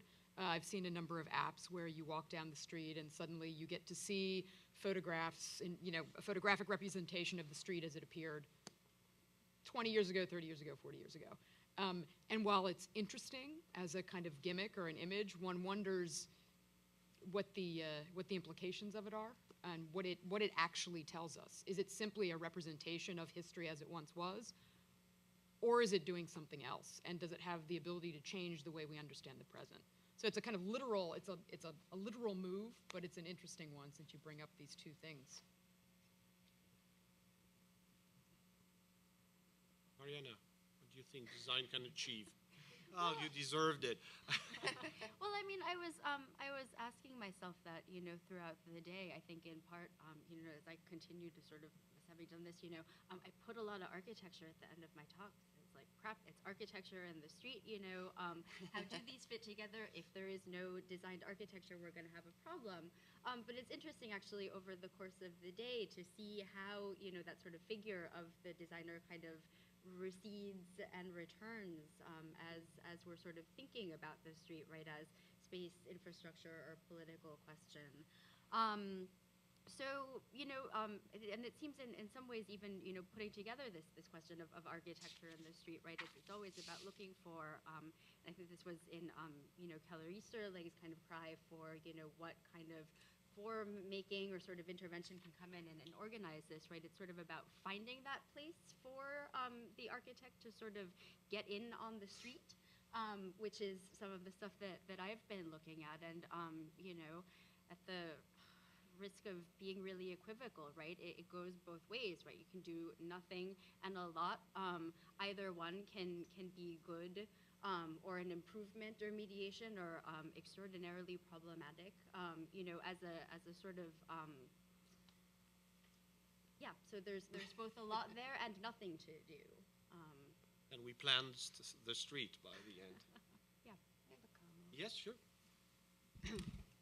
This is in response to Jason asking me why I didn't ask this question, which relates to your comment about my paper about water that related to Keller Easterling's, and that is that water is one of those hidden infrastructures that most people don't think about until they turn the tap, and that in terms of the new infrastructures, these hidden infrastructures, that the tap is like the cell phone. It's the place where you connect to that thing you can't see and you can't really understand otherwise. But that the architectural implication, so the tap is private, you're by yourself or maybe not. But in the public realm, in the architectural realm, at least in the work I do, the fountain becomes that architectural expression of what you can't see, and it becomes the center of this public life, a certain kind of public life. And I'm not saying this because I have any proposal about what that new form is, but to say that there is a kind of model from history, since I'm a historian, that approaches that question. So, yes. Yes, sure, Maureen. Is this on? I haven't totally articulated the question entirely, but I think it has to do with formalism, and maybe a need to reconceptualize and rethink the visual domain. And that seemed very clear that was the problematic in some sense in the our literal speed talk. I guess questions of formalism in art historical discourse and in architectural historical discourse might not be entirely the same, but in your paper it seemed to bring an overlap. And the question is, what are the types of, I guess, figurations, new types of formal tools that we need now in a time when somebody like Keller Easterling is trying to problematize the domain of the visual, the domain of the manifest, and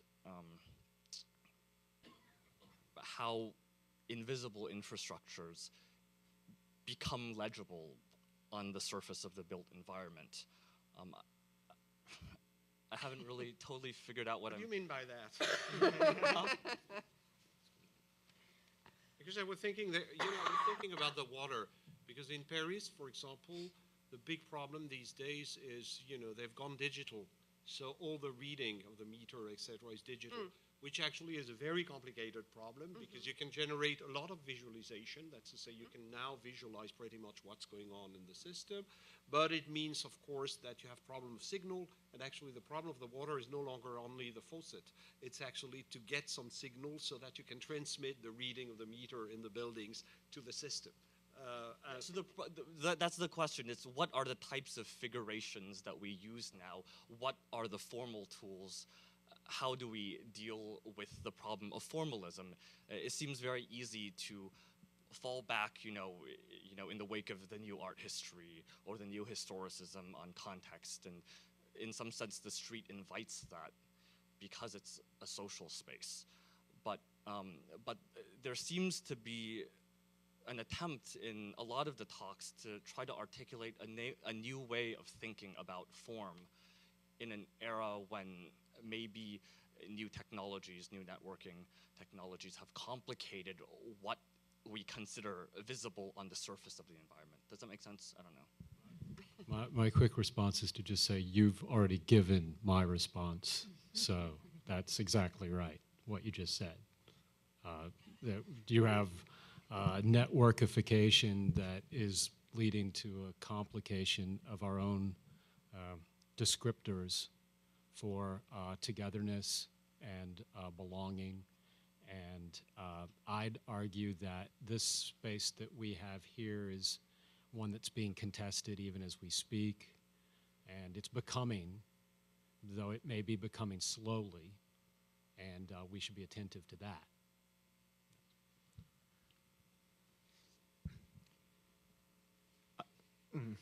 It seems in some of what I'm hearing, and it could be my fault, but that there's a distinction, obviously, between form and formalism, and I'm not quite sure how we're defining formalism.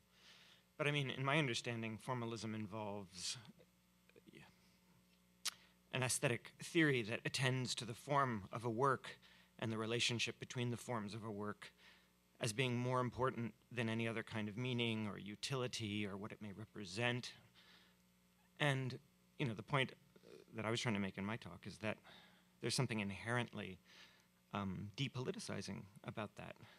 And I feel like a real square now, having said that, because I feel... What? Well, it just seems like such a...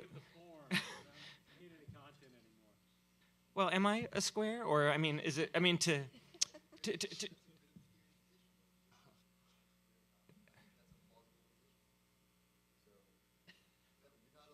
Thank you. But there's, the kind of invisibility or lack of kind of built residue that you were alluding to is a really interesting question because it allows a kind of depoliticizing to happen. Because it's invisible, somehow it seems to be, it doesn't have values attached to it in the same way as the fountains do, which we understand their role in the urban landscape and the authority of those fountains. And even if you think in the 20th century about telephone buildings that were erected kind of all over the landscape that were literally physical manifestations of switching stations. Like you needed a place to put the switches. Server farms tend not to occupy urban space in the same way. They tend to be off on some, off the interstate somewhere. And so they're invisible to us in the same way that the fountain and even the telephone building were visible to us at these earlier moments. Although you could argue, just for the sake of being a contrarian, that things have never been as visible, because in a fountain you didn't see the pipes. Right. Now, a lot more and more what's going on in the pipes is going to be open access. So actually, I'm wondering sometimes if part of our problem is that we have too much to see. Is that the street is actually, because the traditional urban experience is actually you don't see a lot of things actually, or representations of the things. Yeah, I mean, the things and the representations. But they refer to the things you don't see. Mm-hmm. Hence the water representation. refers to the pipes. Yeah. Yeah, Jana? I think this question of the relationship between formalism and politics or being depoliticized is a very, very important point. And for me, it kind of links to a common theme maybe across all of the panelists, which is essentially what's the relationship between aesthetics and politics when we're looking at this condition of the street. I think the street kind of automatically brings to us this sense of publicness, of people, of bodies being out on the street, of being able to engage in some way, but then each of the papers kind of deal with that condition in a different manner. And I think for our literal speed presentation, I think what I found kind of troubling, not just with the presentation, but even with your response to some questions about it, is this presumption that our cultural move towards an increasing aestheticization, which I agree with. It seemed like there's sort of an underlying presumption that that move is somehow a depoliticized one, or one that's not sort of as actively constructed as the political action that occurred along the street, right? Like it doesn't sort of just passively happen, but there's a certain kind of activity and organization that goes beyond it. And it's also not a universal construction either. I think as soon as we begin to say, our culture is moving towards aestheticization, I have to ask, well, whose culture is our culture? Who are the people that are making up that move towards that aestheticization, which is very real and very much happening. So I think those kinds of details, I think for me would sort of help clarify what is this connection, what is this relationship between aesthetics and politics that was occurring in the street in Selma, where in some ways, that example is the most clear and direct example of what happens on the street, right? People simply out in public space, in that case, is part of this sort of huge political movement, right? And sort of the other paper showed us more nuanced examples of a similar kind of thing. But in this case where it becomes this social and cultural clash simply for bodies to occupy the street, then how then can we understand this relationship between this, what I would argue is an active move towards an aestheticization of politics and the activities of the street? Great question. Great statement as well. Let me see if I can try to tackle. There are two crucial things. One would be, in Neil's response, there was a crucial moment when he said, "What you're doing makes me feel a little," and he paused, and he never finished the sentence. It makes me feel a little, and that word that you couldn't articulate is why we did it. Whatever that word was, and someday I think we'll know what it wasn't available. And for me, that means that there was a moment of description that was taking place. And I'm an art historian, so we tend to fetishize description as a knowledge bearing device. And I want to make sure I address the substance of your remark. It's exactly right in so many ways. I might contest your use of the adverb simply. You said they were simply occupying space, and I know you didn't mean it that it was simplistic or it was obvious. But for me, that is the crucial point, is that I have thought that exactly, that the crucial moment is obviously the political activity. And the moment of description, for me, when you're dealing with this kind of violence, this kind of horror, it's hard to describe that, to bother to describe it, because it seems irrelevant. For me, it has felt irrelevant. So it's attempting to bring about a new moment of description in these activities, which I'm willing to call an attentiveness to form, or even formalism perhaps, but that would be my, and the process that's taking place of aestheticization for me is global capitalism, and the process is described most convincingly by Boltanski-Chiapello and the New Spirit of Capitalism for me, but I'm happy for many people to disagree. Nothing to add. I mean, Fallon and then Ivan.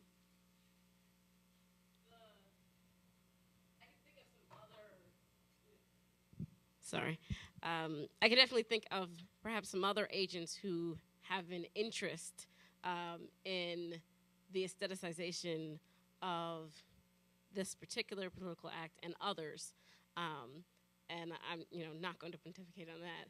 But what I think is an interesting little example is that when we saw slides earlier on the parkways that were planned in the 20s and the 30s, and Route 1 and so forth, the pretty pictures, not the ones with all the billboards that people thought were ugly.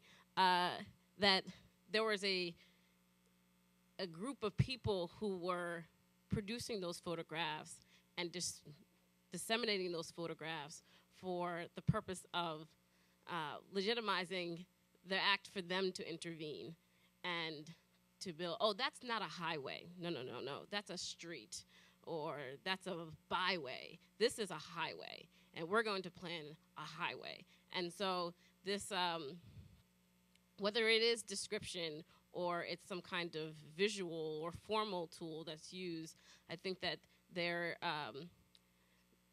is always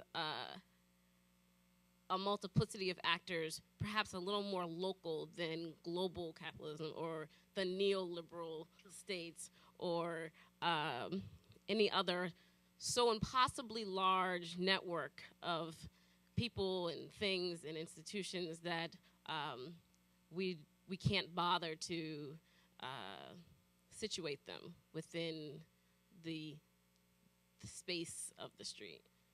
So I don't have an answer then to your question of what those tools are to do that localization, but I do think that it's something that we have an imperative to do. Ivan? Well, I had to run off in the middle of the day to another presentation, which turns out is actually really useful for Antoine's question.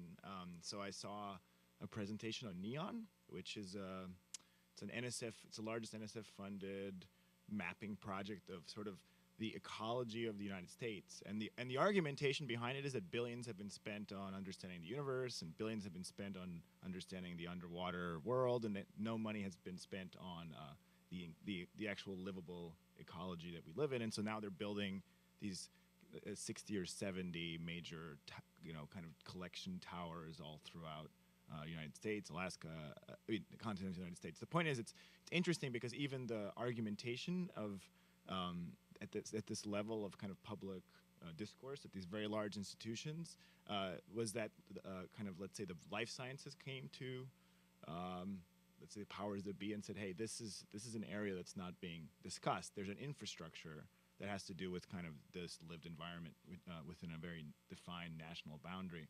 And so, I mean, in terms of this kind of digital infrastructure, the visual is invisible, but there's a visualization processed through, basically charts and figures. So I guess coming back to it, is the urban realm that we're all talking about really, is it still undermapped or overmapped? Is the information overload actually making agency less possible? Is that part of the power structure actually in a way? And how do we, I think, just rephrasing, I think Antoine's interesting point is, and even this issue of visibility, like how is visibility and infrastructure, the two components of the street that we somewhat romanticize as being connected and probably were more connected at different times, how do those reconfigure? And how does this project, which is sort of simpler, it's a simpler project that sort of tends to deal with nature, right? It tends to avoid culture and man in a way. So how does that suggest even very specific modes of action? The other thing that struck me from I've not been able to listen to everything, but I listened probably to half of the intervention, is by the end, the street, in many cases, they were no longer streets, they were freeways, or they were, roads.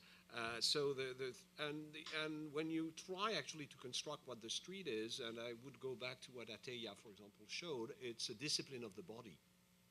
I'm not sure you can, it really struck me by the end that one of the few definitions we could perhaps give of the street, more than the fact that it's built environment, that it's a corridor between two buildings, etc., that it usually goes with a certain policing of the bodies that we associate with urban experience and urban life. And that's, for me, one of the conclusions that really struck me at the end of the day, that it has to do, and it goes back to Jana's question, yes, it's political because it has to do with, imposing on the body a certain type of behavior and understanding, etc. And in some ways, when bodies no longer conform to the kind of behavior they're expected, then actually even the street become problematic. Is it still a street? It becomes something else. One comment, the last comment I made in my talk was the double-edged sword of this papal intervention with these streets that made the city cleaner, made it healthier, was that it was a way for the papacy to help cement their control, and because they're providing these services that everyone now needs, and so it gives them a stronger position. But the very last thing I said, which I didn't have time to go into, was that by creating this incredibly healthful and healthy environment, it made it easier, in fact, for people to revolt, because they had a much cleaner, safer, not the sabot with the shoes, but when you pick up the pavers and toss them, they're there for you. Your artillery has been provided, the San Pietri, they've been provided for you by the people you're protesting. So it's, in a way, it kind of makes some things easier to protest. And that's always the paradox of power in cities. Power wants to control the city, and when trying to control the city, it ends power people. Yeah. I wanted to return to your observation of, yes, power in the street and controlling bodies. And I had a question for Cesare, because I could see you being reluctant on going into the Foucault realm, but I was wondering, all these sort of unpleasant considered unpleasant by the police, unpleasant stock characters of the city, you showed us how even the bodies were to a point sort of fragmented or hurt, right, with these chamfered corners. How were the actual bodies of these stock characters controlled beyond, I don't know if they were also like the horses cataloged in some way? I mean, how were they repressed, or were they? I'm not sure if the police wanted to sort of get rid of them. The police didn't want to get rid of that. I think we should let go of basically our notion of police, which is which is exclusively repressive. We think of the police pretty much only in this sense. It's not just the ideology of the early modern police that they define themselves as the protector of the people's welfare, but it was also sort of a reality. So they provided services, and so there is a dialectic, certainly a dialectic of repression and control, but also of I use sometimes in the paper the expression is maintaining the city alive. So in many ways, without that activity of policing, for example, a city like Paris could not be fed. So you have just this kind of very logistical problem. Yeah. So, sorry, I had another point about the body that I'm forgetting right now, but so it was about, and I think it's well, it's absolutely essential. This thing just to understand, what the street is. It's basically, and 2 points, general points that I want to make. One is a question, how all of us, so we immediately think of the street as, the size of the public. So the street is a public space. And I'd be curious to see when does it, so we take it for granted that the city somewhat represent that at any one time.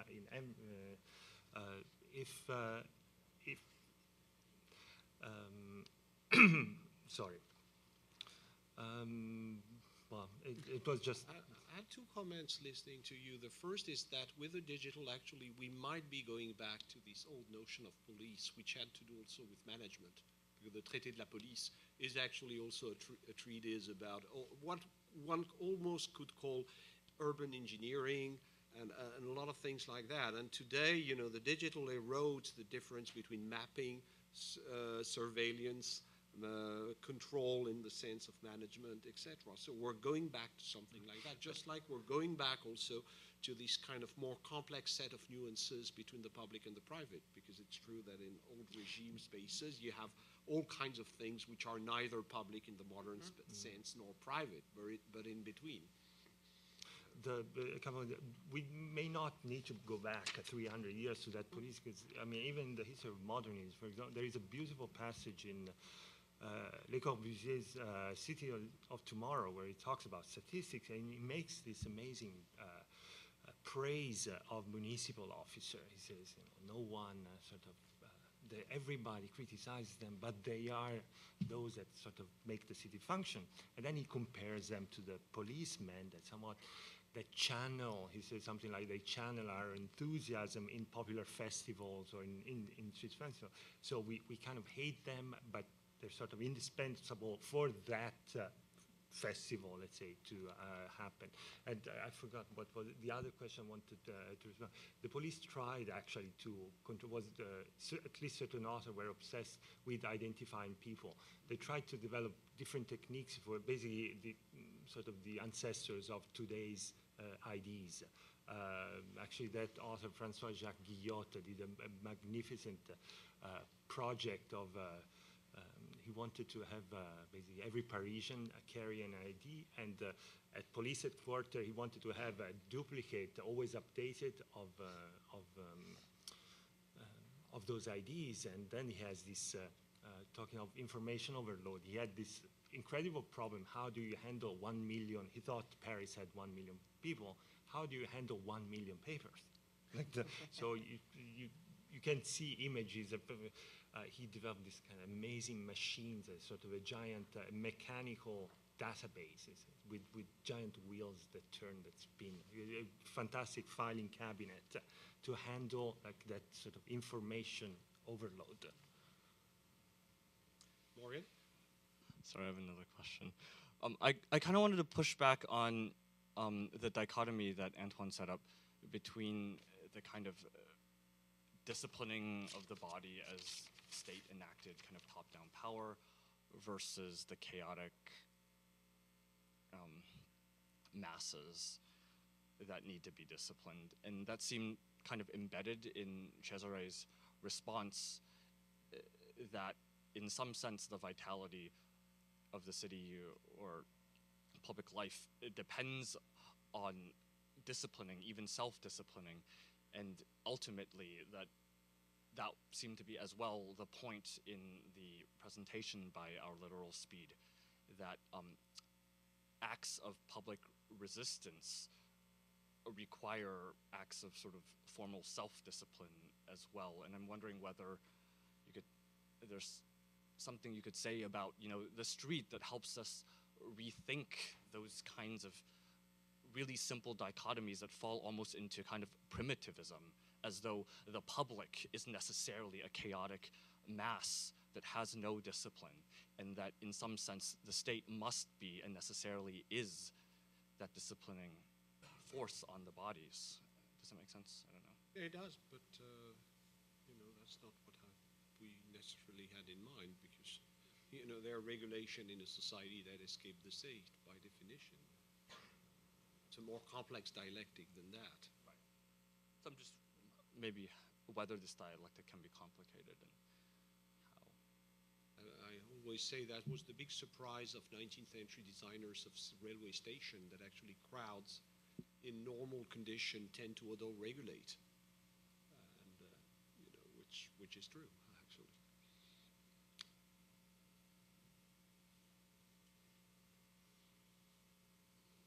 Time for general conclusion, Morgan? Yeah. Thank you, everyone.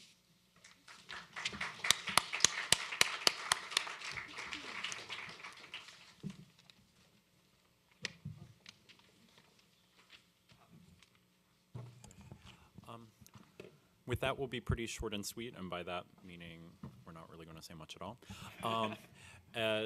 Thank you to all of our speakers and to all of our respondents today, who we couldn't obviously not have done this without you. And thanks again to all of those who supported us throughout this. To conclude, we'll just have a reception with some wine and hors d'oeuvres, which I will set up right now.